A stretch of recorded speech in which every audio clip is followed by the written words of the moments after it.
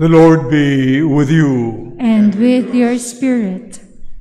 A reading from the Holy Gospel according to Luke. Glory to you, O Lord.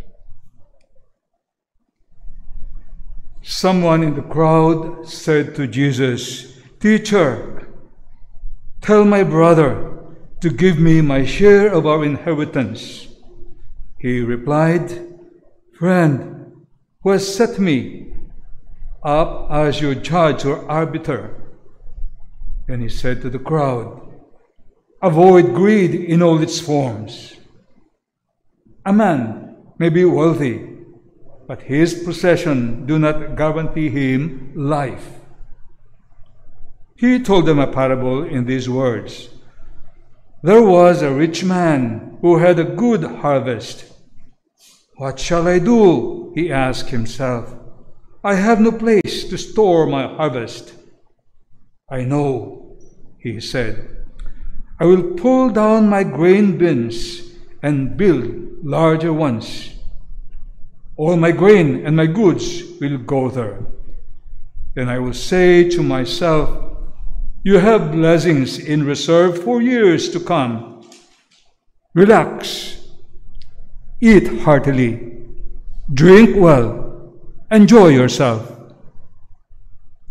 But God said to him, "You fool, this very night your life shall be required of you. To whom will all this piled up wealth of yours go?" That is the way it works with the man who grows rich for himself instead of growing rich in the sight of God.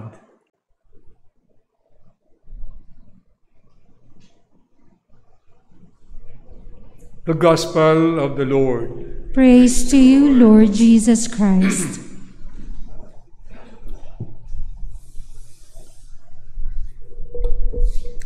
Come, Holy Spirit, bless this unworthy priest, that I may share with humility and with the heart and with love, and that people listen with humility, with the heart and with love. Come, Holy Spirit, come, Holy Spirit. Dear friends, we'd like to thank Father Greg Sebastian, SPD from Claveria, Cagayan, our missionary to Taiwan for the past 46 years. Share. Amazing. You're rich in the eyes of God.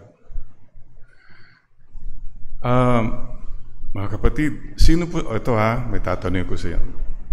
Tapatan lang tayo Sino sa inyong mayaman? Pakitaas nga ang kamay. Ayaw magtaas ang kamay mga iba, baka mautangan daw. Marami pong mayaman sa atin. Lahat tayo in fact mayaman. Yung buhay pa tayo ngayong umaga, yung nakakadinig tayo, you have time to pray, you are rich. Hindi lang pera ang kayamanan. Pangalawang tanong naman, sino man dito mga mayabang? Ang hirap po yung mayaman na mayabang. Sana po okay lang mayaman, pero huwag ka lang maging mayabang. Lalong-lalo na po, mayabang ka sa Diyos. You have forgotten that all the money you have, in fact, the very life you have this morning, is from God. This is the gospel today about riches. Sisters and brothers, it's now the month of August. Wow.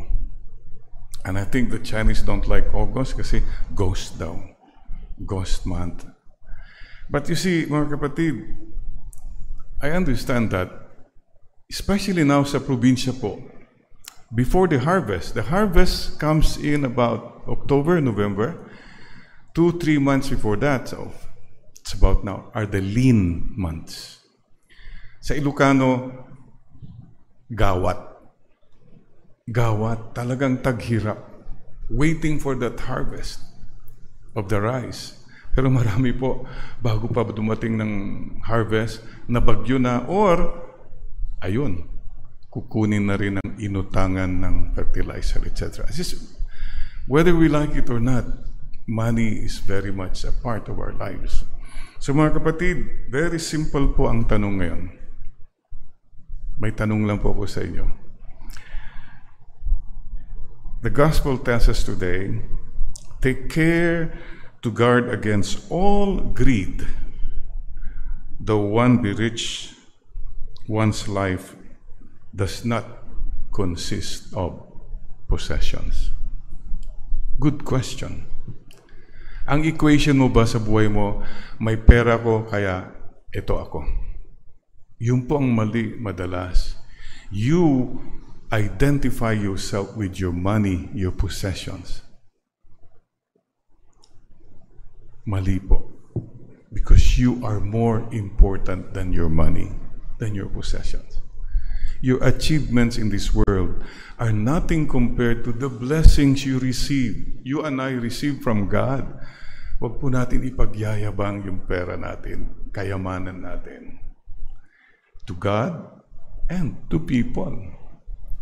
Kasi po, nakaka-offend po kuminsan, siyempre.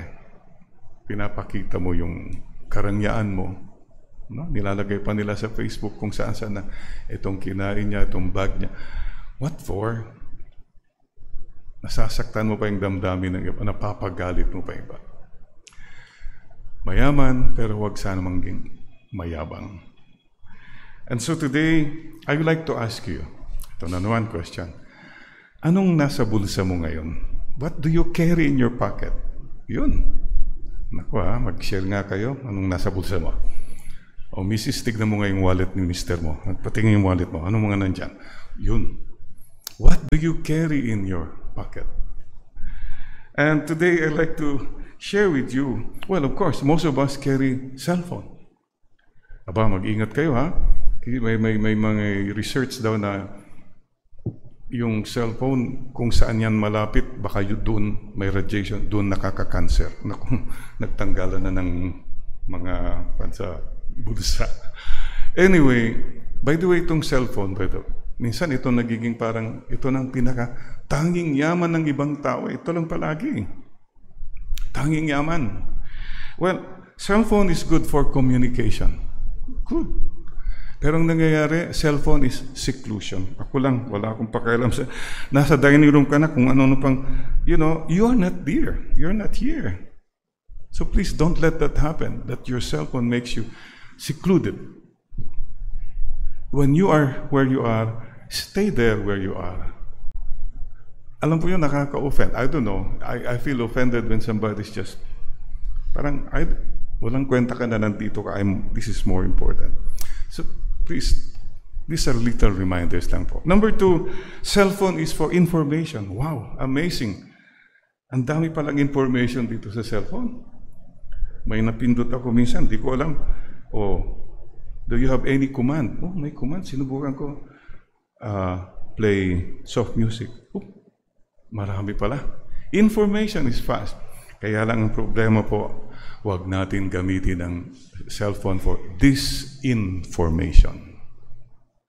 Don't do that. Ang dami pong mga fake news, etc.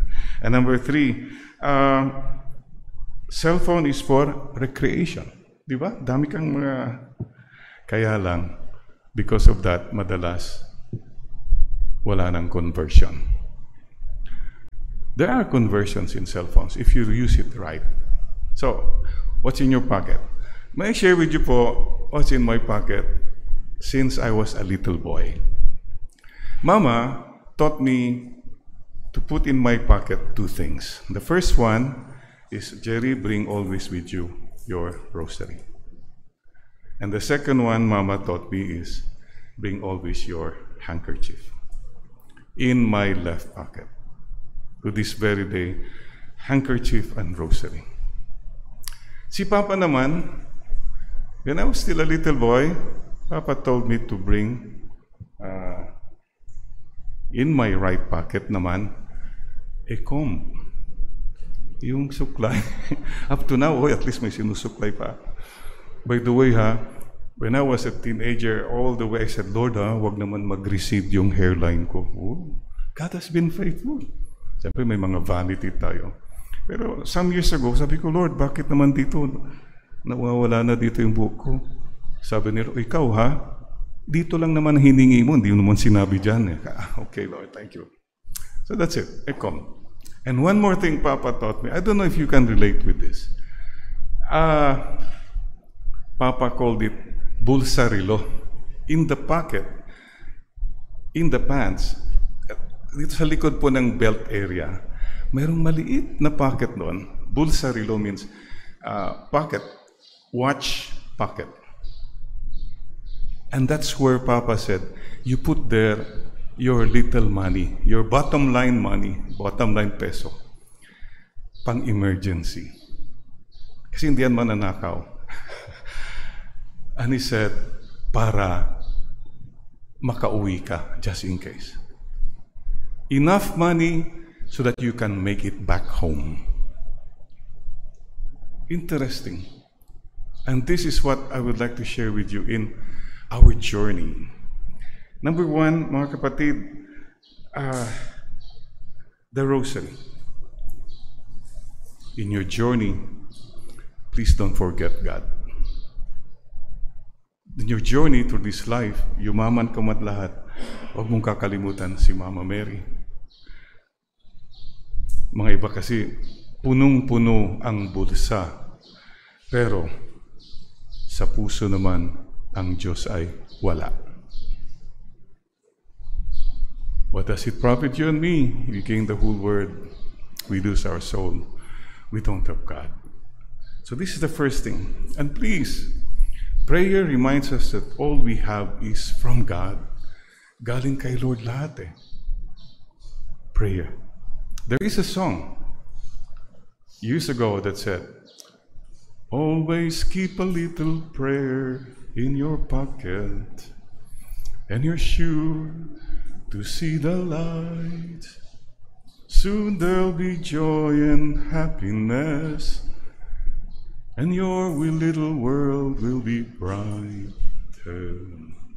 A little prayer in your pocket, in your journey.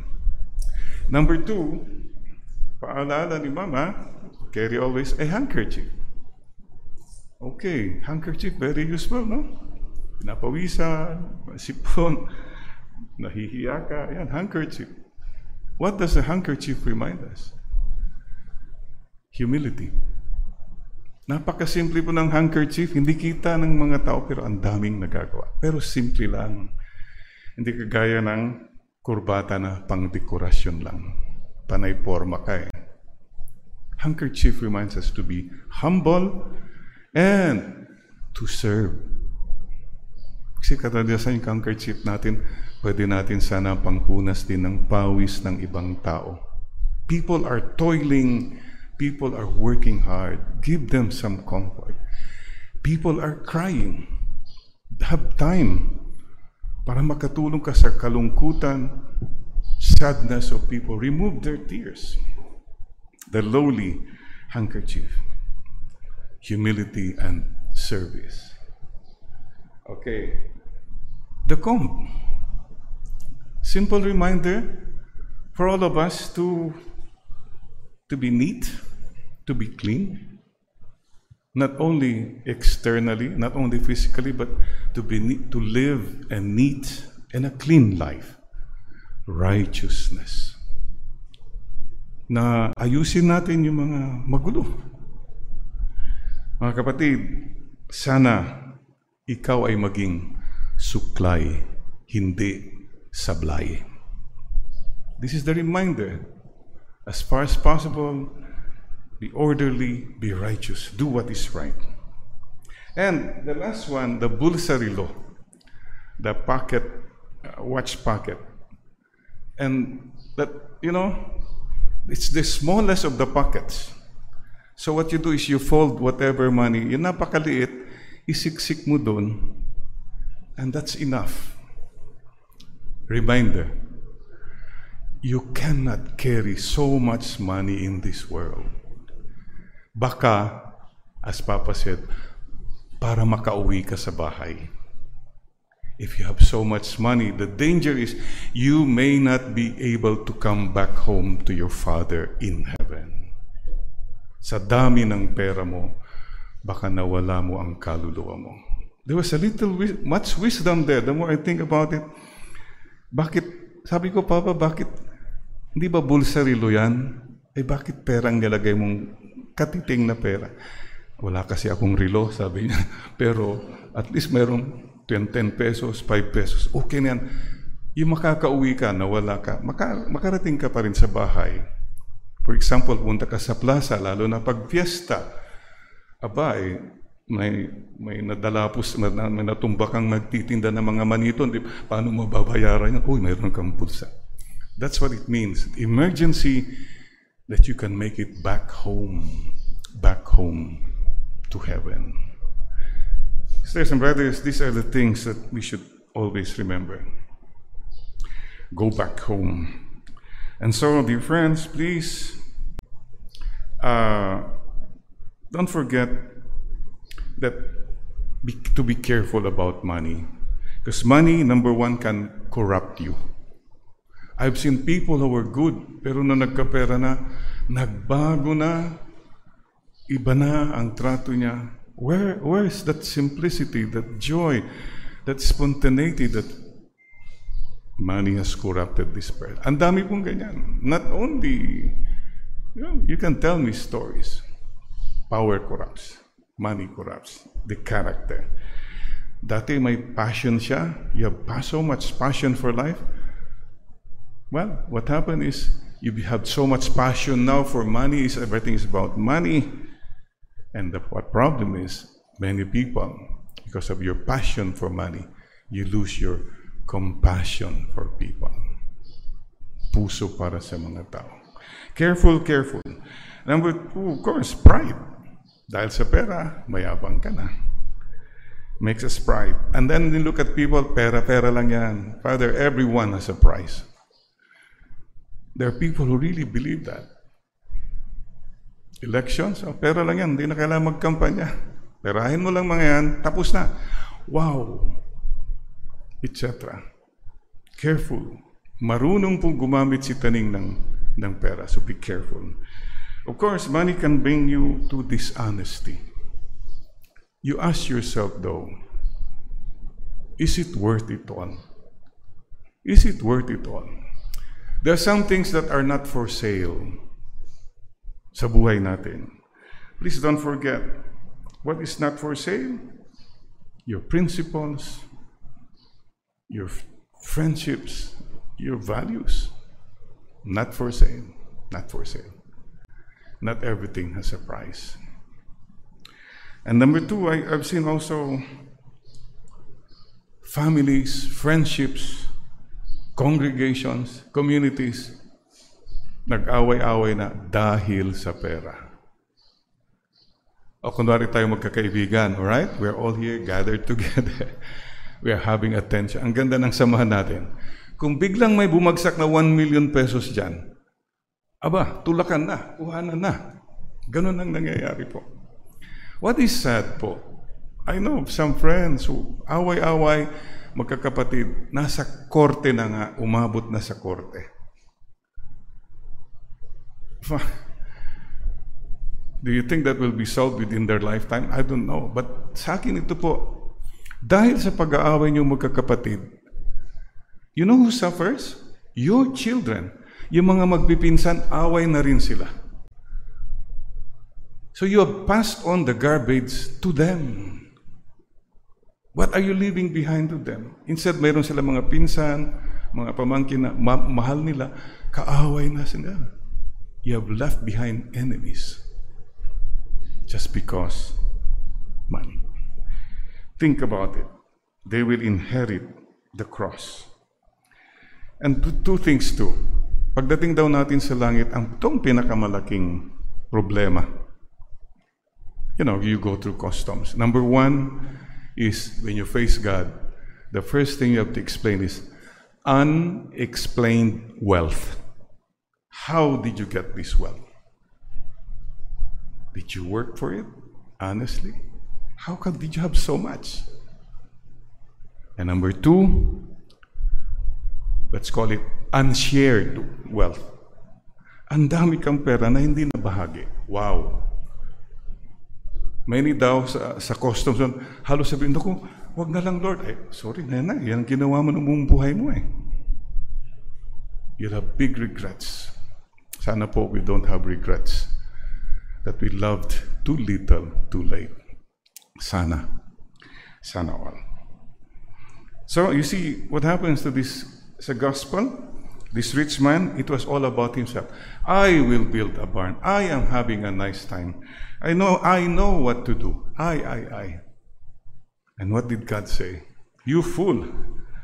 This very night your life shall be required of you. To whom will all this piled up wealth of yours go? Saan pupunta lahat ang mga yan? Mga anak mo, mga apo mo, etc. Pag-away-awayan pa yan. Sana po, use your money for your salvation, not for your condemnation. Ang hirap pala maging mayaman, ano? Okay, dear friends, may I salute though, there are people who are rich and rich in God's eyes. Sino po mga ito? Those who are not filthy rich. Ibig sabihin, yumaman hindi dahil sa masamang paraan. Hindi nagnakaw, hindi pumatay, andaya. You are rich, okay. That way, good. Number two, there are people who are not proudly rich. Mayaman pero napaka-humble. I'm so humbled to meet such people. Mayroon naman mga taong ikuka nila agad paparamdam nila sila, yan ang nakaka-humiliate yung mga ganun. There are people who humble us and there are people who humiliate us because of their wealth. And there are people who are selfishly rich. Yung hindi nagbabahagi. But there are people who are also very sharing. And there are people who are godlessly rich. Walang Diyos. And there are people who are so godly, even if they are very rich. Lord, we pray this prayer to the Lord, and this is our hope. Today we pray with Ezekiel what the Lord said. I will give you a new heart and remove from you a heart of stone and give you a heart of flesh. Sana, Lord, ang puso namin hindi maging bato. So, dear friends, in the end, reminders lang. Number one, don't make money your God. Huwag mong gawing Diyos ang pera. God is God. Number two, your worth is not your money. I'm worth this much, so this is me. You are more than your money. What will happen? Pandemic. With all your money, nakita natin, wala naman pala magawing pera. Or, your worth is not your office. Nung panahon mong may office ka, hey, that's not you. There's still a person in you. And remember this, there are things that money cannot buy. For example, money can buy a house, but not a home. Money can buy companions, but not true friends. Money can buy medicines, but not health. Alam na po natin yun. Money can buy you entertainment, but not happiness, etc. And there are things that are not for sale sa buhay natin. Another reminder for all of us is when God raises your standard of living, you raise your standard of giving. Ang taas mo na, pag magbigay ka pa rin katiting, may sama pang simangot at galit. God loves a cheerful giver. So Lord, increase the love in our hearts, not just the money in our hands. This is our prayer. And there is happiness, true happiness in sharing, not in hoarding. piled up wealth, hoarding. And there's true happiness in giving, not just in getting. So I pray for all of you, my brothers and sisters, for all of us, especially in mga nagbo-birthday. May God give you more years to serve and to love. More blessings to share with others. And more mission for the Lord and for the Blessed Mother.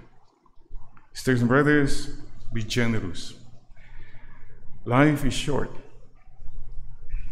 Sana po, we have no regrets in the end that we loved too little, too late. And today, may I also remind you, we Filipinos are rich.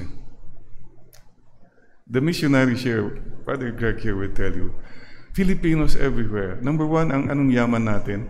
Faith. Phil Mission Sunday, missionaries going there. Everywhere. You go, any church in Europe, may madidinig kasi ba? Filipino. Choir kung ano. We have to have faith. Number two, our family. Our family values are very strong. Yaman yan ang Filipino. And number three, our freedom. Let's treasure our freedom. Let's not allow anyone destroy this wealth natin. Our faith, our families, and our freedom. Yes, we bow our heads as we thank God, our Father, so generous. Help us also to be generous to you and to our brothers and sisters. Help us to be like Mama Mary, simple, poor, and humble, yet very, very rich, very happy, full of grace, full of joy. Amen. I shall pass through this world but once. Therefore, whatever kindness or goodness or love I can do, let me do it now. Let me not neglect, defer, or postpone it, for I shall not pass this way again. Amen. Amen.